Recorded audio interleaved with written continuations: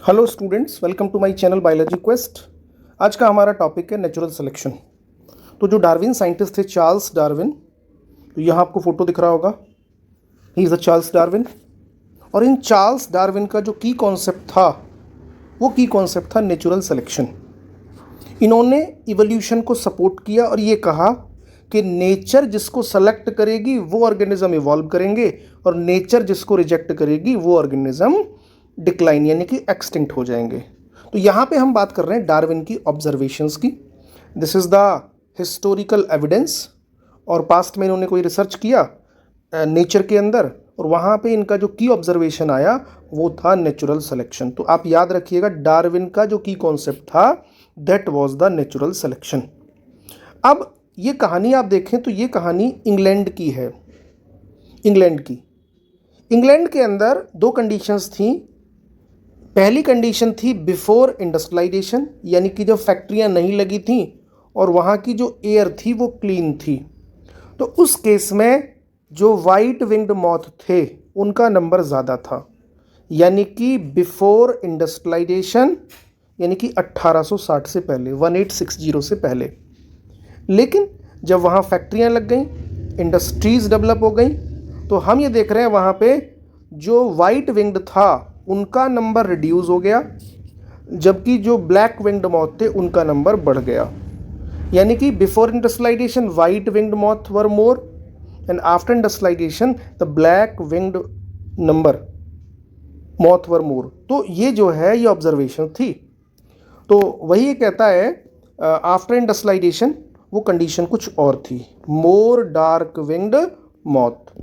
क्या इसके पीछे क्या था? तो this was driven by the nature ने after industrialisation dark winged moth को सपोर्ट किया और डार्क विंग्ड मॉथ इवॉल्व कर गई, उनका नंबर नेचर में बढ़ गया क्योंकि वो कैमोफ्लेज कर जाती थी। तो ये ऑब्जर्वेशन था चार्ल्स डार्विन का, और चार्ल्स डार्विन का की कॉन्सेप्ट था नेचुरल सिलेक्शन। यदि हम इसकी बात करें तो कुछ पॉइंट यहाँ बॉटम ऑफ द स्लाइड लिखे हैं, क्योंकि आपको पता है एनवायरनमेंट टाइम के साथ चेंज होता है, एनवायरनमेंट चेंजेस ओवर टाइम। यहाँ पे जब इंडस्ट्रियलाइजेशन हुआ तो इंडस्ट्रियलाइजेशन होने की वजह से वहाँ पे पॉल्यूटेड गैसेस बढ़ी, जिससे कि जो ट्री ट्रंक थी वो डार्कन हो गई, और यदि ट्री ट्रंक यदि डार्क हो जाएगी तो जो डार्क कलर्ड मॉथ हैं वो अपने आप को हाइड कर सकते हैं। यदि ब्लैक विंग्ड है और ट्री ट्रंक भी ब्लैक है तो वो कैमोफ्लेज कर जाएंगे, वो दिखेंगे नहीं उनके प्रीडेटर्स को। ओके, तो इसका क्या मतलब हुआ?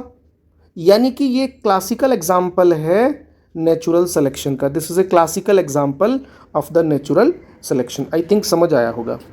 हम इसी बात को ग्राफ के थ्रू समझने की कोशिश करते हैं। जो चार्ल्स डार्विन की जो ऑब्जर्वेशन थी, है ना, तो यहाँ पे डायग्राम दिया हुआ है बिफोर इंडस्ट्रियलाइजेशन और आफ्टर इंडस्ट्रियलाइजेशन। हमने कहा कि जो before industrialisation white winged moths were common on light coloured lichen covered areas, lichen covered trees. तो जो सफ़ेद विंग वाले थे, चूँकि हवा साफ थी तो लाइकेन ज़्यादा ग्रो करते थे। आपको पता है lichens are the very good pollution indicator, they always grow in the polluted free areas. तो लाइकेन की वजह से जो ट्री ट्रंक थी वो वाइट थी, तो वाइट मॉथ हाइड रहते थे, उनका नंबर बढ़ गया। लेकिन आप देख रहे हैं इंडस्ट्रीज़ बनी, और इंडस्ट्रीज़ निकलेंगी तो धुआं निकलेगा, इंडस्ट्रीज़ होंगी तो उस धुआं की वजह से जो लाइकेन थे वो ग्रो नहीं कर पाएंगे, और जो ट्री ट्रंक थी वो ब्लैक हो गई, यानी कि ब्लैक हो गई। अब जो ब्लैक विंग्ड मॉथ थे वो अपने आप को हाइड कर सकते थे इन ब्लैक बैकग्राउंड। तो डार्क विंग्ड यानी कि melanic moth become common on the soot darked trees.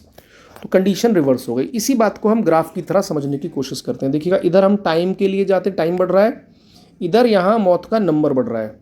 ये 0 है, ये 50 है, ये नंबर 100 है।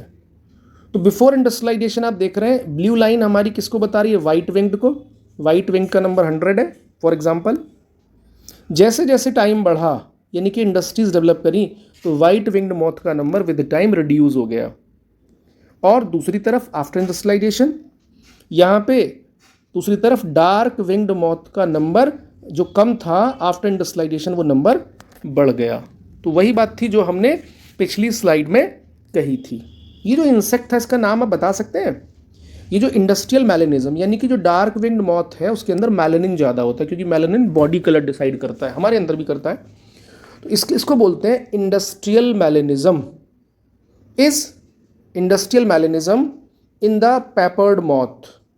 इसका साइंटिफिक नेम है Biston betularia and this is the classical example of natural selection. ये क्लासिकल एग्जाम्पल है नेचुरल सिलेक्शन का। ऐसा क्यों हुआ? Where environment change. तो आपको पता है बिफोर इंडस्ट्री हवा साफ थी, आफ्टर इंडस्ट्रियलाइजेशन हवा गंदी हो गई क्योंकि वहाँ पॉल्यूटेड गैसेज आ गई। That lead to shift in the frequency, allelic frequency बदल गई of dark versus white forms in the population. वो नंबर जो है वो गड़बड़ा गया। इसको समझने के लिए ग्राफ हमारे सामने है। आई थिंक इस ग्राफ से आपको बहुत अच्छे से समझ में आ गया होगा। ये हमारे कुछ की ऑब्जर्वेशंस हैं, आप देख सकते हैं। तो natural selection is the classical example of industrial melanism is the classical example of natural selection. इसी बात को इन्होंने यहाँ डायग्राम के थ्रू समझाया गया है। वाई लाइकेन्स डिसअपियर्ड, क्योंकि आपको पता है, अभी मैंने पहले भी बताया, lichens are the very good pollution indicator and they always in the polluted free areas. लेकिन फैक्ट्रीज बनेंगी तो धुआं निकलेगा और धुएं में कभी भी लाइकेन ग्रो नहीं करेगा, तो लाइकेन तो एक्सटिंक्ट कर गए। अभी जो ट्री ट्रंक थी ये डार्क हो गई, डार्क, और डार्क जो बार्क ट्री ट्रंक थी that favour the dark moth, यानी कि industrial melanism is a powerful example of natural selection and adaptation. तो यहाँ ये एग्जाम्पल हमारा खत्म होता है and this example was given by the Charles Darwin. हम आगे बढ़ते हैं। हमारे पास कुछ और एग्जाम्पल एनसीईआरटी ने दिए, मैं आपको बता दूं। ये बिल्कुल एनसीईआरटी का बिल्कुल निचोड़ है, यानी कि एनसीईआरटी की मैंने एक एक लाइन को कोशिश की है कि आपको इजी लैंग्वेज में मैं एक्सप्लेन करूं और अपना एक लॉन्ग एक्सपीरियंस आपको दूं मैं। तो यहाँ कुछ एग्जाम्पल और हैं एनसीईआरटी के अंदर, उन एग्जाम्पल्स को हम लोग देखने की कोशिश करते हैं। क्या है? Evolution in action, this is fast, real and not directed. यानी कि इवोल्यूशन नेचर के अंदर जो एंथ्रोपोजेनिक इवोल्यूशन होता है, एंथ्रोपोजेनिक का मतलब होता है मैन मेड, वो फास्ट होता है, रियल होता है और डायरेक्टेड नहीं होता। ये हम समझने की कोशिश करेंगे बाय फ्यू एग्जांपल्स। आप देख रहे हैं यहाँ ये ट्री है और यहाँ बॉटल से कुछ हर्बिसाइड, यानी कि कुछ ग्रासेस के ऊपर जो हर्ब्स हैं हमारे, वो हर्बिसाइड स्प्रे किया जा रहा है, पेस्टिसाइड स्प्रे किया जा रहा है, ठीक है, क्योंकि ये हमारी क्रॉप के लिए डेंजरस है। अब यहाँ आप यदि गौर करेंगे, यदि आप यहाँ देखेंगे तो आपको पता लगेगा ये एक पॉपुलेशन है और इसमें दो तरीके के इंडिविजुअल्स हैं। एक हमारे, मैं जूम करता हूँ इस स्लाइड को ताकि आपको क्लियर दिखे। आई थिंक अब आपको क्लियर दिख रहा होगा। तो यहाँ हम कहते हैं ये जो हमारे ग्रीन कलर्ड पॉपुलेशन है, ये जितनी भी ग्रीन कलर्ड है, दिस इज ससेप्टेबल। यानी कि ससेप्टेबल का मतलब है जैसे ही हम हर्बिसाइड को या हम पेस्टिसाइड को स्प्रे करेंगे इनकी डेथ हो जाएगी। और जबकि ये जो आपका रेड कलर से है ये रेजिस्टेंस है, इसके अंदर रेजिस्टेंस आ चुकी है, यानी कि इस पर पेस्टिसाइड असर नहीं करेगा। अब होगा क्या? स्प्रे करने के बाद हमारे ग्रीन कलर की जो पॉपुलेशन थी उसकी तो डेथ हो गई, क्योंकि मोस्ट ससेप्टेबल डाई, और जबकि जो रेड कलर वाले थे वो सरवाइव कर गए, यानी कि रेजिस्टेंट सरवाइव, और जो रेजिस्टेंट थे वो पॉपुलेशन सरवाइव कर गई। तो क्या ऐसा है इस रेजिस्टेंट पॉपुलेशन को सरवाइव करने में क्या सेंचुरीज लगेंगी? नहीं, रेजिस्टेंट अपीयर इन मंथ्स और in years, not in century. तो हम कहेंगे ये फास्ट है या नहीं है? हमने कहा this evolution is very fast and real, क्योंकि ये इवोल्यूशन जो हुआ, ये जो रेड कलर्ड हमारे जो प्लांट्स ज़्यादा नंबर में बने, ये हमारे नेचर में ये तेज़ी के साथ बने, यानी कि ये फास्ट है, रियल है और डायरेक्टेड नहीं है। और मैं आपको बता दूं, चूंकि ये हमने इवॉल्व करें एंथ्रोपोजेनिक एक्टिविटी, तो these are the example of evolution by anthropogenic action. Generally ये वर्ड बच्चों को नहीं समझ में आता है। एंथ्रोपोजेनिक का मतलब है man made activities, anthropogenic actions means man made activities, क्योंकि हर्बिसाइड हमने स्प्रे किया तो एक तरीके से मैन मेड एक्टिविटी है। इसी तरीके का एंथ्रोपोजेनिक एक्शन का दूसरा एग्जाम्पल और है आप यहाँ देख रहे होंगे स्लाइड में, आप कहें तो मैं इसको जूम कर सकता हूँ, देखिएगा। हम इसको भी समझने की कोशिश करते हैं।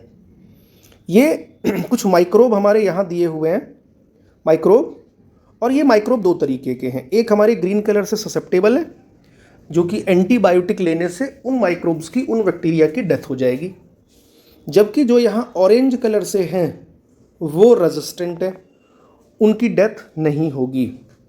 तो ये कहता है the same is true for microbes against which we use antibiotic और ड्रग्स। तो हमने एंटीबायोटिक ली, ड्रग ली, और हमने देखा जो ससेप्टेबल थे उन सब की डेथ हो गई, जबकि जो रेजिस्टेंट थे ऑरेंज कलर्ड वो इवॉल्व कर गए। तो हम क्या करें, most susceptible die, most susceptible die, और जो रेजिस्टेंट थे दे सर्वाइव एंड मल्टीप्लाई। तो हमारे यहाँ ऑरेंज कलर के जो माइक्रोब्स थे, जो बैक्टीरिया थे, वो इवॉल्व कर गए। फिर वही बात लिखता है, रेजिस्टेंट ऑर्गेनिजम्स यानी कि बैक्टीरिया या सेल अपीयर इन मंथ्स और ईयर, नॉट इन सेंचुरी। तो ये हमारा जो इवोल्यूशन है that is occurred by the anthropogenic activity, means main made activity, और ये फास्ट है, रियल है, लेकिन डायरेक्टेड नहीं है, क्योंकि चांस इवेंट है। ये हमने कोई इंटेंशनली थोड़ी किया, ये तो चांस इवेंट है। तो हमने आज की क्लास में ये कहा कि नेचुरल सिलेक्शन, जो कि डार्विन ने दिया था की कॉन्सेप्ट, और हमने यहाँ एंथ्रोपोजेनिक, वो भी एंथ्रोपोजेनिक एक्टिविटी थी, क्योंकि इंडस्ट्रियलाइजेशन, जो पॉल्यूशन हुआ, वो भी एक तरीके से एंथ्रोपोजेनिक एक्शन ही है। और यहाँ पे भी हमने दो एग्जाम्पल देखे, ये भी हमारे एंथ्रोपोजेनिक एक्टिविटी की वजह से ही हुए। लेकिन ऐसा नहीं है कि हमने ये इंटेंशनली किया, ये चांस इवेंट है। तो देखो बॉटम में कुछ लिखा है, हम इसको भी समझने की कोशिश करते हैं। बॉटम में क्या लिखा है, evolution is not a directed process, क्योंकि हमें फास्ट समझ में आ गया, फास्ट का मीनिंग बहुत तेजी के साथ हुआ है, क्योंकि मंथ्स और ईयर में हो गया, ना कि सेंचुरी में, शॉर्ट टाइम में इवॉल्व कर गए ऑर्गेनिजम्स। दूसरा, रियल है, ये नेचर में हो रहा है, और डायरेक्टेड नहीं है। ये कैसे डायरेक्टेड नहीं है, इसको हम समझने की कोशिश करते हैं। तो ये कहता है it is not driven by purpose. ऐसा तो नहीं है कि हमने इंटेंशनली किया था कि जो रेजिस्टेंट है वो इवॉल्व कर जाए, नहीं, हमने बाय पर्पज़ नहीं किया। This is not driven by purpose और द डिटर्मिनिज्म, तो दिस इज नॉट डायरेक्टेड। और हम कहेंगे it is a stochastic process, means based on chance event in nature, यानी कि एक तरीके से चांस इवेंट है जो अचानक से हो गया। It depends on chance mutation in the organism, यानी कि हम कह सकते हैं जब दो चीज़ें मिलती हैं, कौन कौन सी, पहली चीज़ chance, by chance plus environment, तो हम ये कहेंगे क्या होगा, इवोल्यूशन। तो दिस इज नॉट डायरेक्टेड। तो आज की क्लास में हमने समझने की कोशिश करी डार्विन ऑब्जर्वेशन, एंड की concept was the natural selection, जिसके अंदर इंडस्ट्रियल मैलिनिज्म, बिफोर इंडस्ट्रियलाइजेशन और आफ्टर इंडस्ट्रियलाइजेशन कंडीशन रिवर्स हो गई। तो यहाँ इसी स्लाइड में इंडस्ट्रियल मैलिनिज्म को एक्सप्लेन किया था मैंने। फिर उसके बाद दो एग्जाम्पल हमने देखे, जहाँ पे हमने देखा कि किस तरीके से जो रेजिस्टेंट वैरायटी हैं वो कैसे इवॉल्व कर जाती हैं और ससेप्टेबल डाई कर जाती हैं। तो यहाँ हमें समझ में आया कि भाई ये चांस इवेंट है, ना कि इंटेंशनली किया गया इवेंट है, और ये फास्ट है क्योंकि इसको होने में सेंचुरी नहीं लगती, केवल मंथ्स या ईयर लगती हैं, और ये रियल है। तो यहाँ पे हम इस टॉपिक को ख़त्म करते हैं, और नेक्स्ट वीडियो में हम लोग बात करेंगे एडेप्टिव रेडिएशन की। तो मिलते हैं नेक्स्ट वीडियो में, जुड़े रहिएगा आप चैनल के साथ। और यदि आपको लगे कि आपको वीडियो समझ आ रही हैं तो इस तरीके की वीडियोस मैं लगातार आपके लिए पोस्ट करता रहूँगा to boost your score in the board exam as well as in the NEET exam. और एक लॉन्ग एक्सपीरियंस आपके साथ में अपना शेयर करता हूँ ताकि आपको आसानी से चीज़ें समझ में आएँ। तो यदि आपको कंटेंट अच्छा लगे तो आप चैनल को सब्सक्राइब करें, लाइक करें और शेयर करें। मिलते हैं फिर नेक्स्ट वीडियो में, तब तक के लिए all the very best. Thank you so much.